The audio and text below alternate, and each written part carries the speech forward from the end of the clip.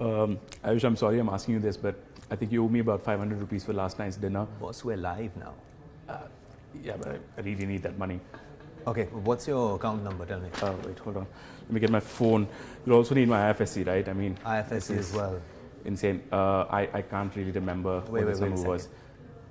All of this could soon become a thing of the past if Google, Facebook, and WhatsApp have their way. Because, well, if they launch their UPI services, then things change altogether. Right, Vishy? That's right, Aayush. And it's not anymore a conversation about the future sometime. It's just 6 weeks away. That's how far Google is from launching some UPI-related service, or at least that is how a senior official from NPCI has talked to us about this. He said that while Google has completed its testing, right, they are just a few weeks away from launching an actual service. So people will be able to use Google in some form on their phones to make a mobile payment.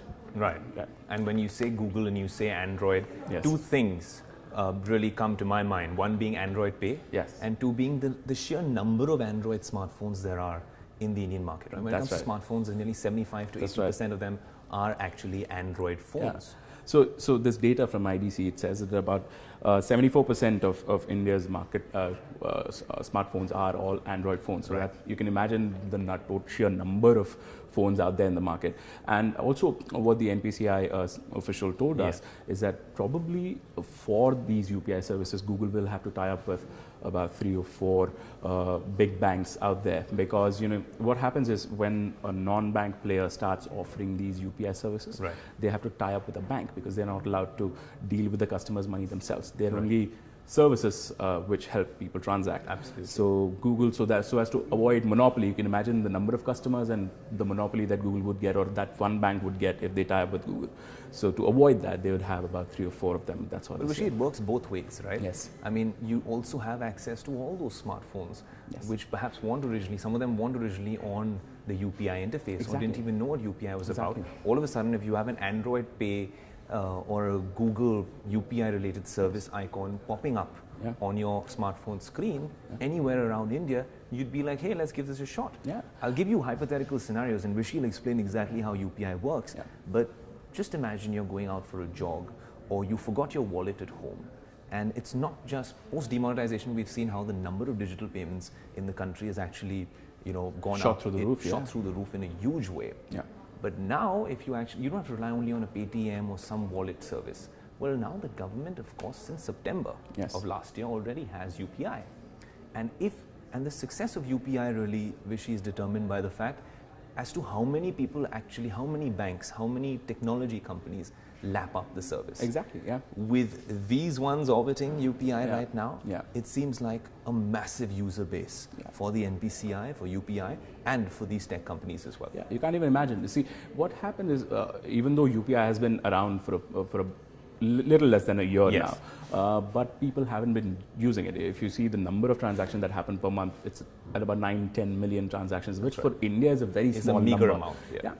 So what NPCI wants is more people to start using it. And since banks seem to be less interested in pushing UPI as a probable payments option, you get all these other players, people who are very keen on getting their hands on customer information about what are the kind of things people spend on, what are the kind of things people buy out there. And good for them and good for UPI as a service. So this is the new currency really, which is data. Absolutely, right? Data is the new currency. Yes. Right, but Vishy, also we did reach out to Google as well, and well, we did understand a few things. Their official statement on this is that we are always looking for ways to make it easy for people to pay with their mobile devices, for instance, Android Pay in some countries, and continually evaluating ways to expand those capabilities to the next billion users. Well, that's what their spokesperson told us. It's interesting because Android Pay essentially is a cardless, cashless solution which pops up on, and Google's been trying to get this into the market for a long time. Apple has been trying to come up with their Apple Pay as well. Essentially, you can just take your smartphone using perhaps NFC or maybe MST, depending on the technologies that these vendors use, and just take it to a POS machine, which is NFC enabled or technology friendly, and the job is done. There's no authentication, no nothing, because the phone has all security requirements factored in already. That's what Android Pay can do. It's being used all over the world. You want to go get your coffee, you want to buy your groceries, you want to pay a taxi service. Well, that can all be done on Android Pay. It can also be done on Apple Pay.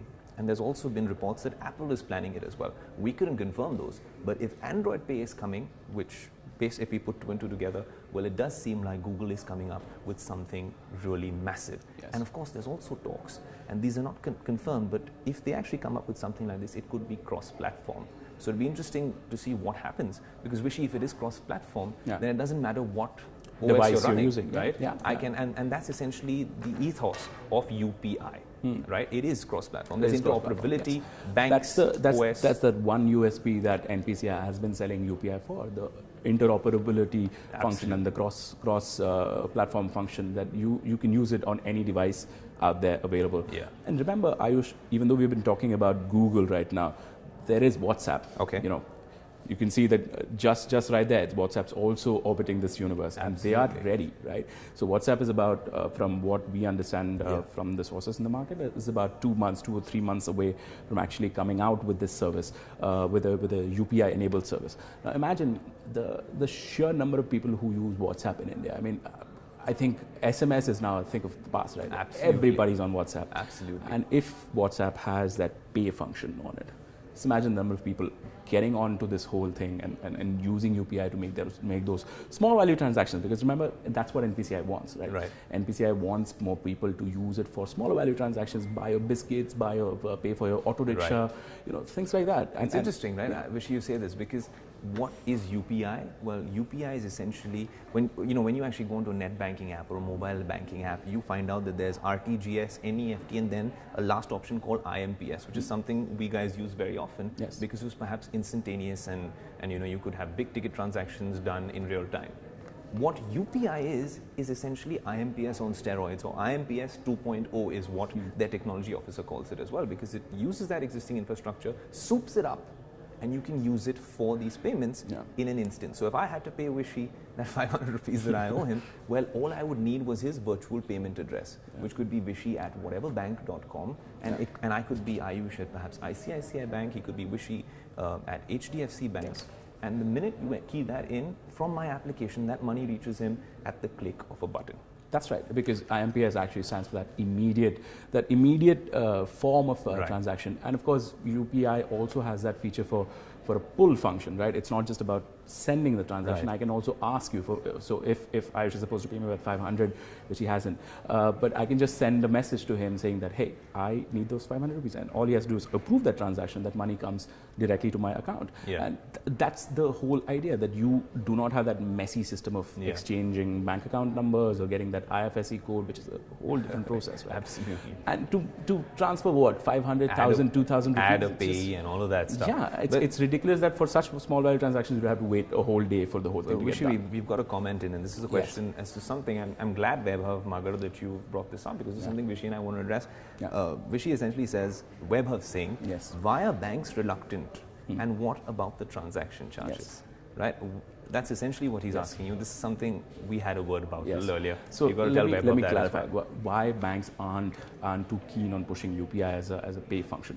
What happens is, typically for a bank, they would to popularize UPI. See, because UPI is such a small player in the game.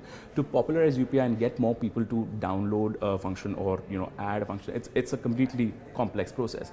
And they're like, we already have a wallet that's available, right? So you can use my HDFC Bank, my SBI, my ICICI wallet, and do these very transactions without the UPI. And they're saying that probably this is not worth our while. They're probably not interested in having that interoperability function that we talked about earlier. Remember, Aayush, that if this service is not interoperable, UPI is pointless. And the banks don't want to be interoperable. They don't want to be sharing that customer information with, say, an HDFC Bank would never want it. I want an ICICI Bank customer to know. Absolutely. An ICICI Bank to know what are the things that his customer pays on, because customer information for Indian banks is sacrosanct. They are not happy sharing it. But of course, another point that I think about transaction charges, which is what I asked you in the day as well. Yes. So transaction charges. Remember, UPI at this point in time is absolutely free for usage, right? So a month ago, I think HDFC Bank came up with the whole thing of wanting to pay, asking people to pay for the transactions. They had a flat charge on depending on the amount that was being transacted, and UPI NPCI immediately came into the picture and said that, guys, you cannot charge it right now because This looking is at something the you're trying to promote anyways. yeah, and looking at the number of transactions and looking at the amount that is being transacted on UPI at this point in time, it makes no sense to charge it because you will just drive away the customers. Right. So you could do otherwise if people go away from the whole instantaneous, immediate functionality of UPI, then well, nobody's interested, and the whole platform just dies. You know? Yeah, and you actually mentioned this as well, right? In case of WhatsApp, really, it's a game changer because well, what we knew in terms of WhatsApp, and obviously WhatsApp is owned by Facebook, so they're in the same orbit right over there around UPI, but they're obviously approaching this separately. From what we hear from the NPCI, Facebook might come in through its Messenger app, which it's been trying to promote and push for the longest time, right? And there are other players who've actually lashed onto UPI using Facebook chatbots already in India. But this is a game changer because Facebook globally is nearly 2 billion users. And well, in India, there's no shortage of users as well. When you talk about WhatsApp, and that's what Vishy was talking about before we took that comment in, well, WhatsApp by itself ostensibly had 200 million active users in India. Well, and that was corrected because when there was a privacy policy issue with WhatsApp, a 5-judge constitution bench of the Supreme Court actually said, and asked it how many users it had, and actually mentioned that there are 160 million Indian users using the service. That's 16 crore. That just imagine the number, massive. right? It's huge amount of customers out there. But this is Facebook owned WhatsApp, Vishy. Yes. Last month, the big news was that Hike, Yeah. which is a local, an Indian messenger service, very popular in the smaller towns as well, run by Kavin Bharti Mittal, actually has over 10 crore users. Yes. Right? So not behind WhatsApp in any fashion, right? But this is even more. Yeah. And then there are always those concerns, whether my data is being used by WhatsApp and given to Facebook, and God knows what conspiracy theories there are. But the fact of the matter is that's a lot of users. And it's not just WhatsApp, there's Facebook as well. Yeah. So you're going to have Facebook coming in as well. The WhatsApp perhaps integration with UPI would be fantastic, Vishy, hypothetically speaking, whenever it comes through, because you'd have end-to-end encryption as well. Exactly. So we had a conversation with Vivek Belgavi of PwC just a couple of hours ago. Yeah. And what he was pointing out is that it's already adding, WhatsApp is already adding to the ad revenue of Facebook, right? It's happening at this point in time. Absolutely. So once you bring in that UPI and once you bring in those really key figures about where are people spending in India, where are they, what kind of websites are they checking out, what are the kind of things they want to buy, what time are they buying in, all of these analytics, all of this data is very, very crucial for a company like Facebook and even WhatsApp to push some other stuff, And honestly, that's how technology companies work. They depend on how data proves what kind of customers they have, and then they go around targeting advertising to these customers. And I don't know if you want to make an argument about privacy there, but really. Oh, you're just really bringing up a very touchy topic. But there's another question that's actually coming, and I want to bring that up because it's a question that all of us are justified to ask, especially when so many big players are coming in. And I'll give you 2 answers to it with Vishy. Sushri Das Mishra says, how secure is it? Yeah. That's one question. Well, privacy and then security. Yes. And the second one comes from Sagar Hindocha. Sagar says, why not use Indian services for transactions? Yes. Tech giants shouldn't have this kind of power. So I'm going to take them together because, you're talking about made in India and all of those arguments that we're making. Well, there are people saying, why don't you? See, now when it comes to security, we've posed this question to the NPCI jointly, individually. They say that they have top industry level security standards in place. Now, some of those from the technology infrastructure, perhaps that's a whole separate discussion we can have. We can bring in someone from an ethical hacker or a cybersecurity expert and see how safe it is. But NPCI is in talks with all the top security professionals. NPCI is also in touch with these big companies, which are collectively, well, the GDP of a continent, if you'd ask me, right? So, absolutely. And they have, and you think about it, guys, Facebook, where there's been concerns, WhatsApp, end-to-end encryption, so we know its security standards. With Android Pay, it's been relatively safe. And there's a last one we're going to be talking about, Uber as well. But yes, these are very valid concerns, both of them, Vishy. How safe and secure is it? But let's look at it the other way. The flip side is, whenever you pose this question to anyone using UPI, they say, hey, but it is safer than all the other payment methods out there, isn't it? I mean, it's as safe or as unsafe as any others, because the point of security is it depends on the bank you bank with, it depends on what NPCI is doing, and at this point in time, the level of security on individual transactions, that's between people like you and me and people like you and us, that is completely safe, unless you are somebody who willingly gives out your bank information over the phones to scammers, things like that. Those are compromises that happen on the customer, and sometimes those lead to fraudulent transactions and people losing out on money. Another point I want to address about Indian applications, why should these global to be fair, the government came out with Bheem. Now Bheem works on the UPI network. It is a completely Indian application that is available on all phones. The Prime Minister launched it. Himself. A lot of fanfare. You could go out and download Bheem right now.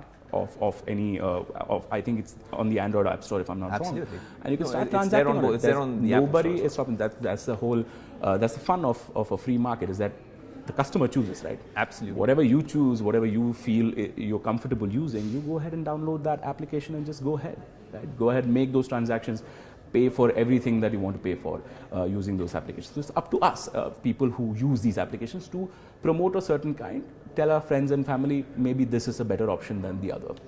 No, and it's interesting, guys, that when you talk about these payment options, how safe, how secure, I look at it in a different way. And that is that, look at how Uber, much before demonetization, changed the whole payment space in itself. When they had Paytm in, when they couldn't get the cards in like their model around the world, their business model, it was very different. Even till today, you need to do a two-factor authentication, because that's what the RBI stipulates every for Uber, which is a big pain for customers. Very painful. Okay, so but it's so much less cumbersome if you use Uber with Paytm, or you have been using Uber with Paytm.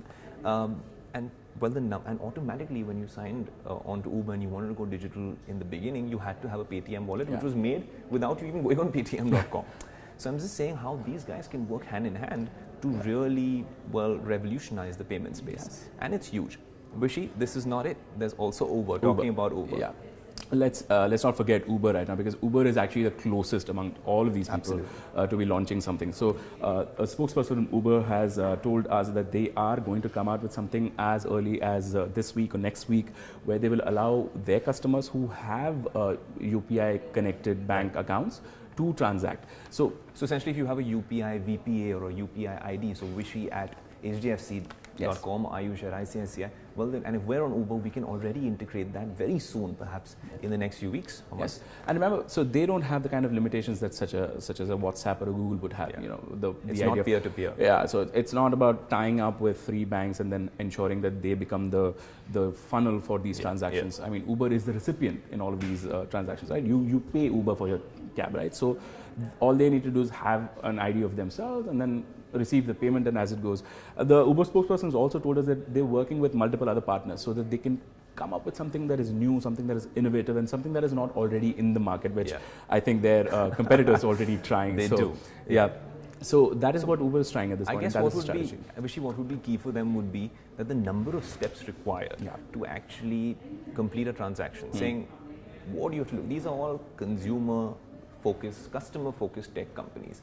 The question with them is simple. How do I make it easier for Vishy, when he ends his ride, to just make a digital payment instantaneously? Because that's what it is, going digital. So if that is the question, then in between these ride-hailing services would be, are you 2 steps, 3 steps, 4 steps, 10 steps? That's what the game's going to be for them. But they are. What's interesting is that this one, National Payments Corporation of India, which actually is responsible for the unified payments interface, everyone from Silicon Valley to our Indian entrepreneurs to our biggest tech companies and startups are already in talks with them. So I think that's a positive, Vishy, and perhaps this could be the impetus that even UPI needed, because UPI, we have numbers. UPI did work. Mr. Hota has given numbers as well. Yes. But UPI perhaps didn't work out the way, it didn't pan out the way it was planned. No, it didn't. See, because if you look at the average ticket size, that is the amount that is transacted on an average across India, it stands at closer to 3,000, which is still a very, very high number for any payment application. The only way a technology like that becomes sustainable is if the average rate of this transaction goes down, way down. So which basically means that more people should start using it, and more people should be using it for their low value needs, such as paying for an auto or paying for some stuff they buy at a provision store. That isn't happening at this point in time, and they want to push that. And Mr. Hota has been very vocal about stating this, that it's sad. Banks probably are the reason why UPI isn't being pushed enough, being advertised enough that people would take it up. Yeah. You have another comment to add? I do. I have lots of comments coming in, but I want to make sure that we don't. Well, WebHub's come in again with a follow-up. Thanks, WebHub, for tuning in from start to finish. But essentially what he's saying is UPI 2.0, yes, which is the next iteration, will be having pre-approved transactions, which will again be a game changer. Yeah. He says, I have one more question. Sure. He says that once Paytm will be on UPI in August, will we be seeing UPI QR codes in all stores? How much Paytm will push it to brick and mortar stores? In terms of Paytm latching onto the UPI interface, well, aren't they already on it, these as a payments bank, of course, they might as well be on it. Yeah. But the point is that how they would push it and whether they would be willing to let go of that whole scanning the QR code and paying method to something of a UPI, where it's more of a code that you enter into your phone and make the transaction happen. That is something that we still need to see. Maybe Mr. Vijay Sharma needs to come up with a more clarified business approach using UPI. But that's something that will come up. The main point is, Vishy, that the way the NPCI sees it is not a Paytm or even a Facebook or a WhatsApp. Yeah. They want UPI to be your preferred payment choice. Right? Yes. So whatever you use, the government through NPCI has given you a platform. These companies can come and operate in that mesh, in that interface. And they will allow you, and these companies will have to draw out contracts with the NPCI where they'll decide which bank partners with whom, and that's going to happen with in the Google case as well, in the Facebook case as well, in the WhatsApp case as well. You will have to have some partners, right, Rishi? Yes. So you will have to work with partners because, as I said earlier, these guys are not allowed to touch your money. So what they can do is give you be conduits, be people who help you transact, and the transaction necessarily has to be between two banks. So it has to be, say, between Aayush and I. It has to be between Aayush's bank and me. We could use Google, WhatsApp, Facebook Messenger, whatever it is that we choose to use, a Beam application, whatever it is. Mode of transaction is not important at that point in time. It's just a transaction between two banks. Fair enough. Right. So I guess, we're going to do several follow-ups to this, Vishy. Yes, absolutely. We're not going to be on the story. Next week, week after that, a few months, based on the timelines that Vishy just gave you, all of these guys are going to perhaps be testing their services and in advanced stages, perhaps getting approved, getting the RBI nod, getting the NPCI nod. Yes. That's the status with them. Well, for you guys, thank you so much for joining in and actually coming in with all these comments and questions. You can keep writing to us. For the full story, log on to www.bloombergquint.com. Thanks so much for joining in. Thank you.